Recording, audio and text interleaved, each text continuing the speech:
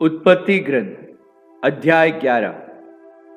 समस्त पृथ्वी पर एक ही भाषा और एक ही बोली थी। पूर्व में यात्रा करते समय लोग शिनार देश के एक मैदान में पहुंचे और वहां बस गए। उन्होंने एक दूसरे से कहा, आओ हम ईंटें बनाकर आग में पकाएं। वे पत्थर के ईंट और गारे के लिए डामर काम में लाते थे। फिर वे बोले, आओ हम अपने लिए एक शहर बना ले और एक ऐसी मीनार जिसका शिखर स्वर्ग तक पहुंचे। हम अपने लिए नाम कमा ले जिससे हम सारी पृथ्वी पर बिखर ना जाएं। तब ईश्वर उतरकर वह शहर और वह मीनार देखने आया जिन्हें मनुष्य बना रहा था, और उसने कहा, वे सब एक ही राष्ट्र हैं और एक ही भाषा बोलते हैं। यह तो उनके कार्यों का आरंभ मात्र है। आगे चलकर वे जो कुछ भी करना चाहेंगे वह उनके लिए असंभव नहीं होगा। इसलिए हम उतरकर उनकी भाषा में ऐसी उलझन पैदा करें कि वे एक दूसरे को ना समझ पाए। इस प्रकार ईश्वर ने उन्हें वहां से सारी पृथ्वी पर बिखेरा और उन्होंने अपने शहर का निर्माण अधूरा छोड़ दिया। उस शहर का नाम बाबुल रखा गया, क्योंकि ईश्वर ने वहां पृथ्वी भर की भाषा में उलझन पैदा की और वहां से मनुष्यों को सारी पृथ्वी पर बिखेर दिया। सेम की वंशावली इस प्रकार है। सेम 100 वर्ष का था जब उसे जल प्रलय के 2 वर्ष बाद अरफशद नामक एक पुत्र हुआ। अरफशद के जन्म के बाद सेम 500 वर्ष और जीता रहा तथा उसे और पुत्र तथा पुत्रियां हुई।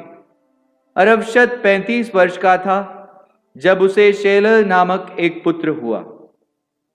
शेलह के जन्म के बाद अरफशद 403 वर्ष और जीता रहा तथा उसे और पुत्र तथा पुत्रियां हुई। शेलह 30 वर्ष का था जब उसे एबेर नामक एक पुत्र हुआ। एबेर के जन्म के बाद शेलह 403 वर्ष और जीता रहा तथा उसे और पुत्र तथा पुत्रियां हुई। एबेर 34 वर्ष का था जब उसे पेलेग नामक एक पुत्र हुआ। पेलेग के जन्म के बाद एबेर 430 वर्ष और जीता रहा तथा उसे और पुत्र तथा पुत्रियां हुई। पेलेग 30 वर्ष का था जब उसे रऊ नामक एक पुत्र हुआ। रऊ के जन्म के बाद पेलेग 209 वर्ष और जीता रहा तथा उसे और पुत्र तथा पुत्रियां हुई। रऊ 32 वर्ष का था जब उसे सरूग नामक एक पुत्र हुआ। सरूग के जन्म के बाद रऊ 207 वर्ष और जीता रहा तथा उसे और पुत्र तथा पुत्रियां हुई। सरूग 30 वर्ष का था जब उसे नाहोर नामक एक पुत्र हुआ। नाहोर के जन्म के बाद सरूग 200 वर्ष और जीता रहा तथा उसे और पुत्र तथा पुत्रियां हुई। नाहोर 29 वर्ष का था जब उसे तेरह नामक एक पुत्र हुआ। तेरह के जन्म के बाद नाहोर 119 वर्ष और जीता रहा तथा उसे और पुत्र तथा पुत्रियां हुई। तेरह 70 वर्ष का था जब उसे अब्राम, नाहोर और हारान नामक पुत्र हुए। तेरह की वंशावली इस प्रकार है। तेरह के अब्राम, नाहोर और हारान नामक पुत्र हुए। हारान को लोट नामक पुत्र हुआ। अपने पिता तेरह के जीवन काल में कल्दिया देश के ऊर नगर में, जो उसकी जन्मभूमि थी, हारान की मृत्यु हुई। अब्राम और नाहोर ने विवाह किया। अब्राम की पत्नी का नाम सारै और नाहोर की पत्नी का नाम मिल्का था। मिल्का हारान की पुत्री थी। हारान मिल्का और इसका दोनों का पिता था। सारै बांझ थी, उसके कोई संतति नहीं थी।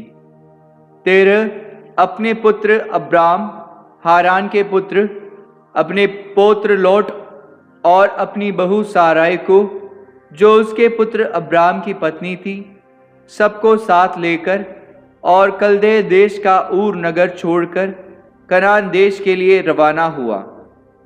किंतु हारान पहुंचकर वे वहीं रहने लगे। तेरह 205 वर्ष का था जब हारान में उसकी मृत्यु हुई।